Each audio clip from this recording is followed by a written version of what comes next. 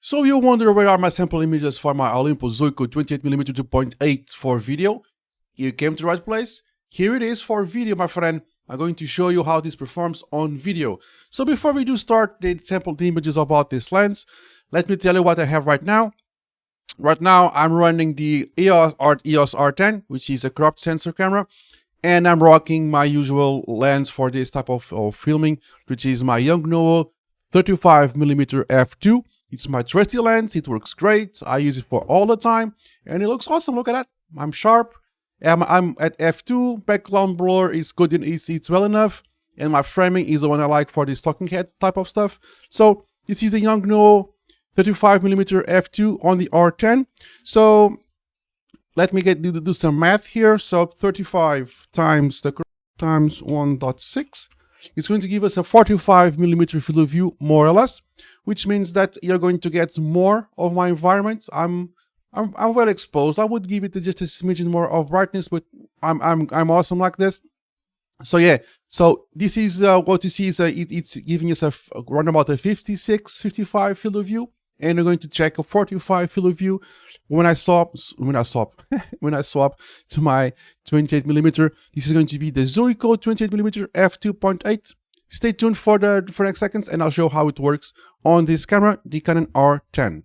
Here we are now with the R10, and now with the Zuiko 28mm 2.8. I'm underexposed because the Yongnuo 35 was at f2, so we are quote unquote to stop underexposed. I will just ISO in just a second, but you'll see that I'm wider. You can see more of my environment. You can see a little bit of the cable mass that I can cut out with my 35, but that's fine. That's just how things work. I have some blur, 2.8. I'm going to just ISO a little bit more so you can get a better exposure of me. I will not cut this out so you guys can just see it as it goes. Let's go. Okay, so I'm at ISO 200 right now, and I will just bump it to 400. In theory, I should be correctly exposed, and here we are. So full stop there, and we are in the correct exposure. So like as you can see, I'm hella sharp. I'm looking really good. Maybe not tech sharp because we had to do some adjustments. But if I come closer, so I can get myself at arm's length of this lens, so I can adjust it live. Look at that, tech sharp. Woo! Very nice. Since I'm here, let's put it on f4. I'm sharper. I had to adjust ISO, but I'll do it in a second. f8. 5.6. Everything is getting completely sharp all around. And f8. And I will adjust ISO in a second, but you can see everything is sharp. So let me put the ISO up.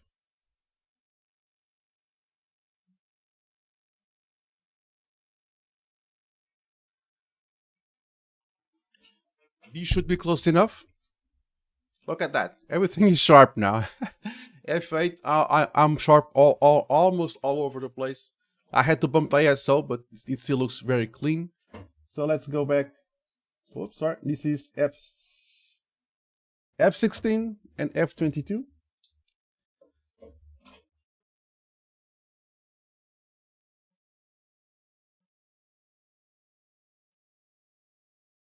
At F22, I had to go to 12,000 ISO. It looks still sharp enough, but I don't see the need to go to F22. It makes no sense unless you want to make something like this look like a camcorder. So let's go back to f2.8. That's where I like to be.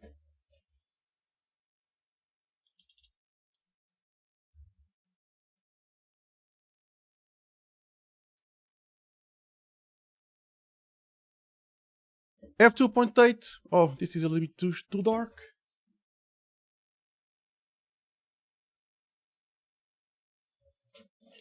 (2.8) ISO 400. Oh wow, I'm so sharp. Almost got scared. There you go. I'm pretty sharp. I'm pretty tech sharp if you ask me. Looks great. It's a wider field of view than I would like to use in my environment here. But 28 still looks pretty good. I mean, look at that. I'm sharp. I don't move in this position. I will not move much. So manual focus is great for that. And f2, maybe I would go to f4. No, f2.8 still pretty decent. I have a little bit too much headroom here because it's a wider lens. I prefer the field of view of the 35 in this position, but that's just me. There we go. Let me show you where I use this lens every single day on a different camera, and I will show you next. So we are back at the Zuiko 28mm f2. So this field of view is more of my liking. Maybe a little bit of headroom, less headroom, but still I can just sit up straight and not slack, and now it's fine. So yeah, this is where I usually use it, but the 28, it's always mounted here. This is my secondary camera. It's my vertical mounted camera for some shots. I usually use this camera for another channel, but I don't know why I should not incorporate this for this one. And it looks great. So the 28 here on this camera on the vertical shot looks awesome, pretty awesome. And then you can just go back to this one. This is my usually talking head stuff where on this channel and my other channels.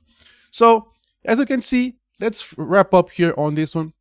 The 28mm is still good, like the 50, like I've shown you. So there are many vintage lenses, maybe you already have them lying around. You can just make use of it, especially in situations where manual focus, and you can just fix your focus and you are good to go. Looks great, performs great. You saw in my previous video, it costs around 60 bucks, 70 bucks, depending on the package. You can get it for more expensive with more extras, but still great, performs great. It's built like a tank. It will survive the next 100 years and will provide you lots of fun. Like, subscribe and comment. It really helps. Let me know if you have any questions, and I'll see you in the next one. Cheers, guys.